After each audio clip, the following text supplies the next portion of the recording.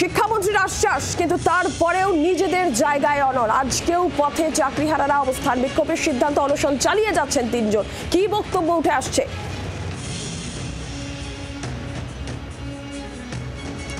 দেখো, এসএসসির 3 চাকরিহারা শিক্ষক তাদের আজকের অনশন কিন্তু তৃতীয় দিনে পড়লো এবং তুমি দেখতেই পাচ্ছ এই মুহূর্তে এই 3 জন শিক্ষক তারা কিন্তু বসেই রয়েছে, রাস্তার ওপরেই একেবারে বসে রয়েছে। গতকাল গোটা রাত এবং তার আগের দিন রাতও কার্যত খোলা আকাশের নিচেই তাদের কেটেছে। এই মুহূর্তে দাঁড়িয়ে তাদের ঠিক কী অবস্থা, তারা ঠিক কী চাইছেন, তাদের সঙ্গে সরাসরি কথা বলে আমরা জানার চেষ্টা করব। মূলত সবার আগে আমার যেটা জিজ্ঞাসা আপনাদের কাছে, তাহলে এই মুহূর্তে আপনাদের শারীরিক অবস্থা কেমন আছে?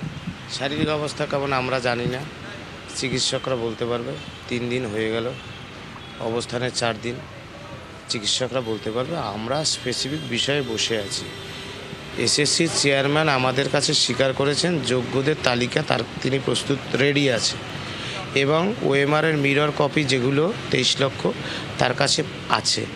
এইটা অবিলম্বে এই মুহূর্তে প্রকাশ করে যোগ্যদের তালিকা বাছানোর জন্য সময় নষ্ট না করে সুপ্রিম কোর্টে রায় রিভিউ করুক রাজ্য সরকার এবং এসএসসি।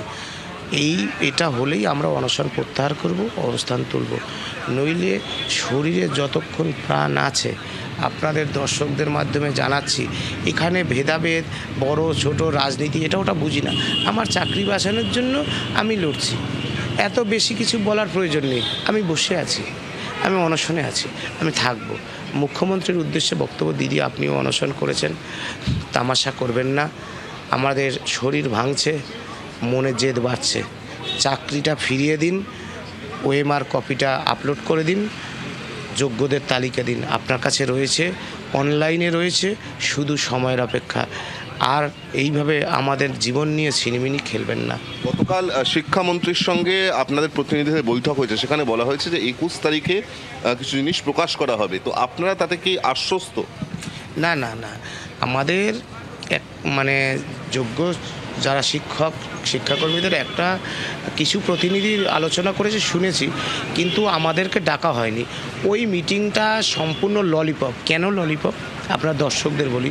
যেখানে রাজ্যের মুখ্যমন্ত্রী নেতাজি ইন্ডোরে সবাইকে ডেকে ঢাকঢোল পিটিয়ে এক রাতের মধ্যে নেতাজি ইন্ডোর বুক টুক করে ললিপপ দিয়েছে, ভলান্টিয়ার সার্ভিসের নিদান দিয়েছে।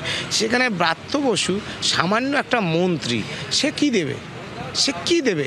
সে ললিপপ পার্ট 2 দিয়েছে। আর ভিতরে গিয়ে একটু ওই দার্জিলিংয়ে চাটা খাইয়েছে, ওই ক্যামেরায় ঝলকানো, এই ওরা তাতেই খুশি, আমরা তাতে খুশি না। এই যে 3 দিন আপনাদের অনশন পড়লো, কোনো প্রশাসনের তরফ থেকে কেউ আপনাদের সঙ্গে কি কোনো রকম যোগাযোগ করেছে বা কথা বলেছে? না না, দেখতেই তো পাচ্ছেন কোথায় বসে আছি। রোদ ঝড় বৃষ্টির মধ্যেও আমরা দাঁড়িয়েছিলাম। এখানে বায়ো টয়লেট নেই, এখানে আমরা যেতাম তাও যেতে পারছি না। পেট্রোল পাম্পে যেতে হয় বাথরুম করতে। এই অব্যবস্থার মধ্যে দেখবেন না, প্রশাসন কিন্তু কেউ যোগাযোগ করেনি। এই অবস্থার মধ্যে আমরা আছি। এখনো পর্যন্ত প্রশাসনের তরফ থেকে যোগাযোগ করা হয়নি, তারা অনশনে বসে রয়েছে। বাংলার আওয়াজ, বাঙালির আবেগ, জি 24 ঘন্টা।